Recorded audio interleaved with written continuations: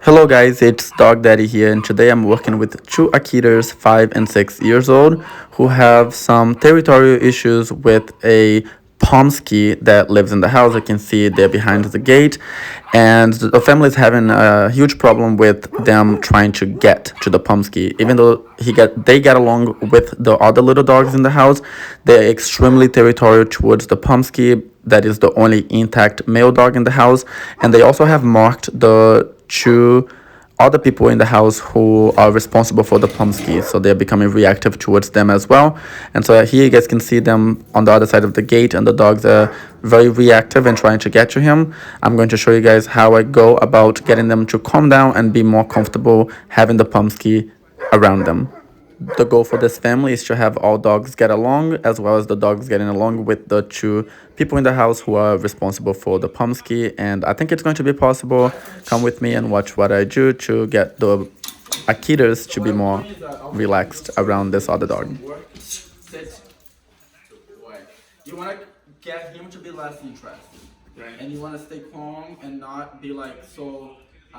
We're not just so correcting him for like because of the dog being here, but see like this, I would be redirect. Hey, leave it. Come.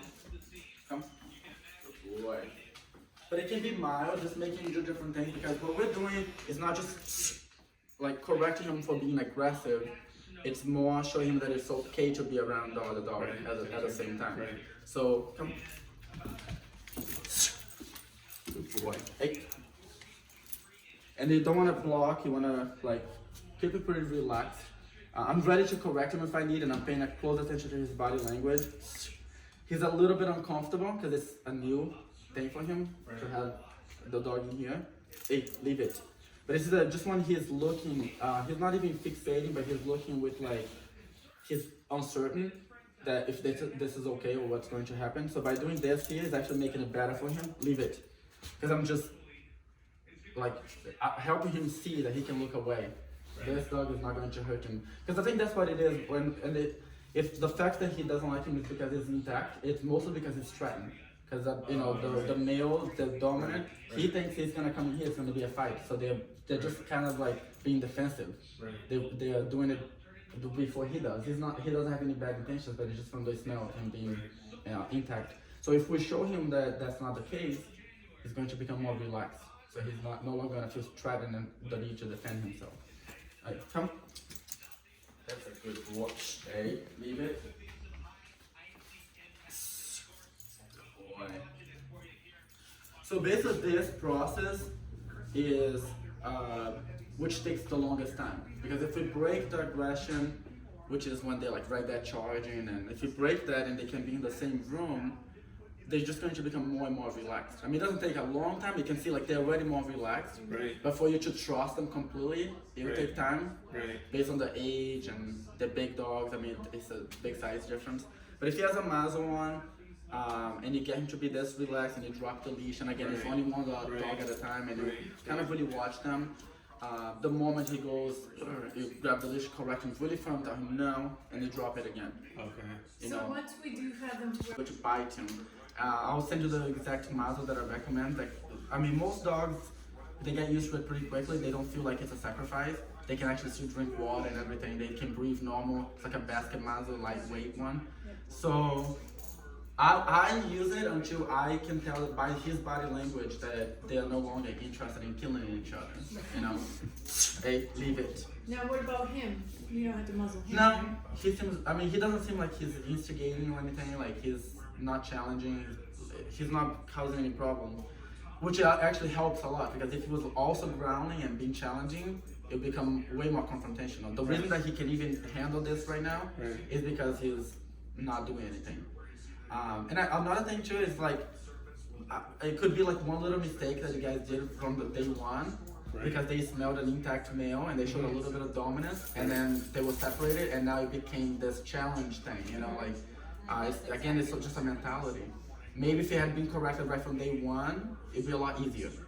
because they marked him now. They just think that he's distracted. Oh yeah, he's definitely Mark's guy. Yeah. No, he's like a they threat. came from a house where I was the only one in the house. Yeah. They came to the house with, They five. had before this, like, do they have contact with other dogs or no? I've had them in classes since like 8, 9 weeks old, and I think the issue was that they didn't get proper correction like in puppy kindergarten. Yeah, you know what I'm saying? obedience and- They were more interested in the other dogs than they were like the treats and the commands and stuff like that. Yeah. So I think that, I got to the place he could go to the dog park right up until about 8 months old, and then no more. Yeah, and see, that's a long time. This one is, which one is this? The 6-year-old? This is Igloo. This is 6-year-old. 6. Yeah, so that's like basically 5 years plus, 5 years of not interacting with other dogs. Can Right. we have Joseph come through here and see, Yeah. and have you show us what we should do with that? Yeah, it's the same idea. When the moment he looks, this was not a bad look. Like, you can see how he's looking away. Now when he starts to look a little more, hey, leave it. But it's also, like I said, the association. Like, he's associating that, so it's already in his mentality, in his mind that something's gonna happen. So moving them around really helps. I'm gonna bring him back this way. Come. Good boy.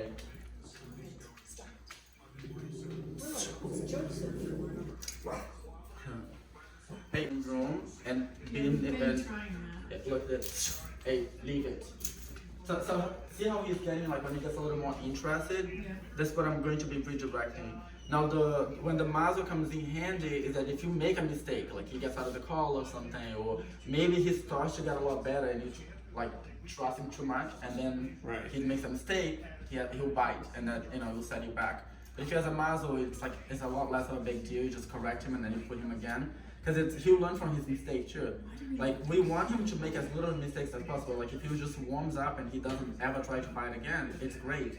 But if he does, as long as you correct him and he doesn't actually bite, then he also learns from that because he gets corrected.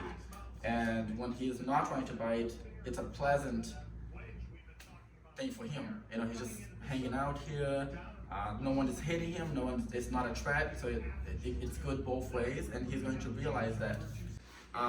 So if you can like put them away where they don't see, and every time they do see each other, it's a good experience, right? Right. Otherwise he's gonna be like good and bad, Right. because he's gonna think that that's a bad experience when they're on the other side of the fence. So We do for the most part, like we have them. they probably already picked up now what Yeah, you're they do. like. When we say hello, they all. Yeah, and see that's a problem because you're setting them up for like what's to come, preparing them in a bad way because they are defensive. They are already on guard, on high alert and on guard mode. Yeah. So you gotta be careful with that because the moment that you see any signs of them just knowing that the dog is coming down and you can see that they like become a little bit reactive and expecting something, you wanna correct them at that point. Because the reason they correct them then is because they're already thinking it. In their minds, they're like, oh, the dog is coming. Like, he's coming down. We gotta get ready. And if you don't correct, again, they keep thinking that mentality. Hey, We're gonna have to use text Come. only because literally when she says mom, they're like, Yeah, wow. or when I'm calling him and my Or phone's actually, ringing, he knows the dial. you can take that time to practice. Yeah. So like when you are going to talk like that, like you're going to communicate that you're coming down, have him with the leash and the prong collar like maybe 10 minutes before, and you can set him up. You can prepare like you will do like in 10 minutes, do the whole routine of you coming down. But the only difference is now you're ready. So I'm gonna just wait to be a little more of how he acts. But see, also this is also showing that they do warm up. Like he's still guarding his territory, but when there's the two and they are both doing what they normally do like together, it's more intense. Yeah. So, but it's a good sign because it's showing us that they do warm up. They once we break that first like thoughts that they have of fighting, like I said, with the other one, then they will stop. Right. So let's bring him close again. Leave it. Come. So we'll do it again, just to teach him to walk away from that. Hey, no, come. Wait. Okay, so that was good. See how he's not trying to go there? Right. He's trying to avoid. For now, that's good. Good boy. Move him around a little bit in front of the gate. Just to make sure that they can see what's happening. Good. See, this is a good look. He's looking, he's saying. Now I'm gonna go ahead and move him back. You can go and bring him in.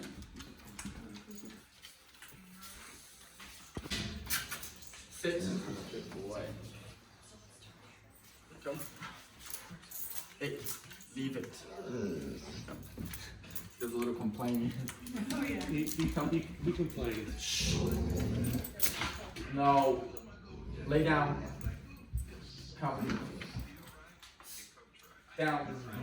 He's actually more responsive than the other one. Come.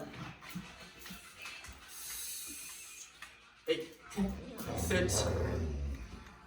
Maybe it's just like it because it's more vocal in general. Protesting, yeah. But so far I see that he's actually more responsive to the pressure. Like, He's definitely more vocal. yeah.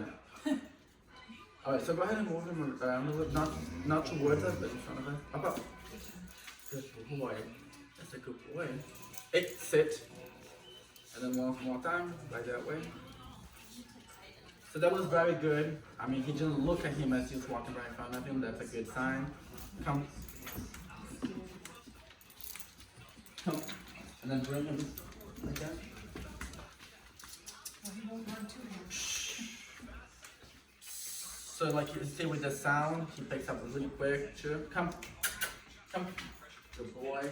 What I need to do is that when I get his attention. Good boy. Alright, go ahead and walk him that way again.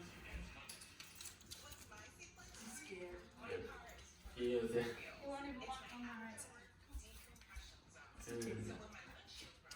Good boy. Okay, so bring him, make sure that you don't let him go in front of you like when he's walking. Keep him on a really tight like schedule when it comes to like walking and really tight close to you to make a big difference. And also watching the body language, you can see like if they're on a high alert and searching and like forward, they're going to be making more mistakes. If you get them to hold themselves back, then they will be more calm. Alright, so he is more interested in the dog and more worried. Is he usually more in charge or no? It's usually more this one. They go back and forth. It depends on what it is. I think he's just more handler, we call it handler sensitive. Like He has noticed that, yes. yeah, he's more handler sensitive. Yeah. Like he may be more vocal and may sound like he's like confronting, but I think he's actually more responsive. He's a little bit more aloof, like he may respond, but he goes right back to because he already gave up. And then last time have them both facing the same direction. They're used to walking together. All the time. Yeah. Alright, so then walk the little. What's the Pomsky thing? Diesel. Okay, so let's walk Diesel. Now watch this. I'll do a correction like to the side. To the side. Yeah, like that. And make sure he's not leaning on you. Just tell him to sit. Make sure that he stands there like by himself. Good. And go a little bit behind the dog. Like what I like to do is like almost give them the responsibility of holding themselves there. Okay. When you are here, it's almost blocking a little bit, and they actually feel more inclined to go around you and check around, and like they get more interested. When you're behind them, it really shows that you're like you're in charge, and you don't have to be physically blocking them for you to be in charge. Hey, come. Good boy. You can stand right there. Oh, that's very cool. Good boy. No, actually, this one is really good, and he's not tense. He was a little bit like it the first time, but he wasn't tense. Yeah. He wasn't tense or anything. So I'm gonna do it one more time. Come. So see here, that was great. I was not holding him tight or anything. He was just going with me, and I was made him go so close to him, and everything's fine. It makes him feel safer. Wait, come.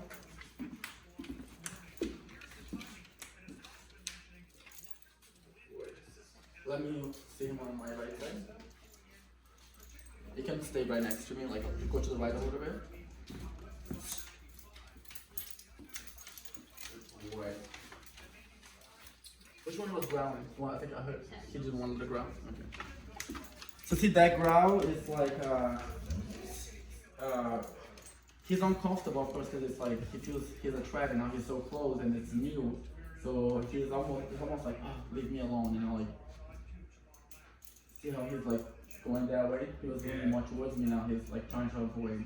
So again, that's what I was saying, this is usually the second stage. Because the first stage, he's not trying to go for him, but he's not comfortable yet. So he's trying to get away now, it's like, it changed. It's been way too long Sit. waiting for that. Down. Good boy. So everything, the only thing that you have to be careful when you're doing this is the body language or like this. Any little thing can change. No, it's okay. You Seeing look, it. yeah. So you wanna be careful with that. Like this is very good. He's not bothered, he's not worried. See how when he moves, he did that little growl and he goes back. It's just because new movements may trigger him a little bit, but he's at the end of the day he's still not bothered. He's not like that worried about him being here. So that's a good sign. And it's hard to do it because if you start to do that, it confuses the dog. So it has to be right that timing. And then I don't even have to reward him. He stopped, I stopped, we're relaxing, we're just next to each other. So that's what showing him that it's like a good experience. Come. Good boy. Sit. Good. Yeah, that one He doesn't like to be told to lay down? doesn't. Right. Oh. Not by other people, he'll do Come. it for 10. Sit. Down. Good boy. Sit down. Down. Okay, so here we wanna like no, and then do the same thing with him.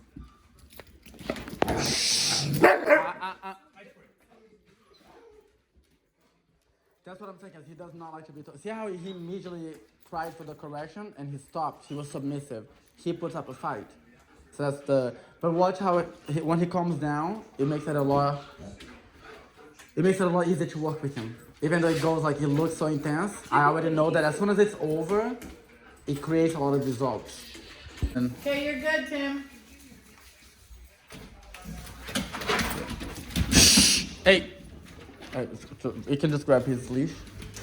I mean, this time they just grab the toy, but say leave it. Leave it. And then just make him walk a little bit, and then drop the leash. Don't do any commands or anything, just let them be. To come out first, yeah. Yes. Come out first, he said.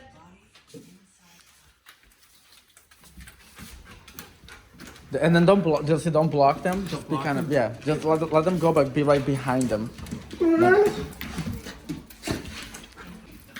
So right there, grab his leash. So see like how he's not getting corrected right now? Yeah, see, perfect. Don't drop. That's all you have to do. See how he responded? Yeah. Before there was no correction for him doing that before. So you have to literally go there, grab the leash and do that correction. Right for Do it again. And just let him leave it. Just one time and then let him walk away. Good. And do the same thing. Much better. Because they need, again, so the association. So if you keep putting them through the association and not letting them be reactive, you're breaking that habit. So the second time was very, very good, but it's very important for you to remember that. Because the first time when you went just behind him and you're kind of like trying to get him to back up, there's nothing that really tells them that they have to. So do it again right now. Good. Do it. Good. If you're just using a verbal command and he listens, great. But the moment that he doesn't listen, Right. he has to, like right now. Good Perfect. boy, come on. Yeah. The moment he doesn't, you have to reinforce it with the leash.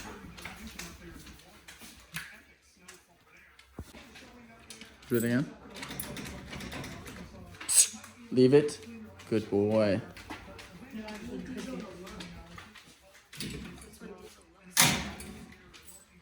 Hey, go. Go. So that's what you want to do, but see, you need to teach him to like go back more. So kind of walk into him, literally go with your knee on his chest and tell him go, Go. and keep going. Push him a little bit back. Go. Good.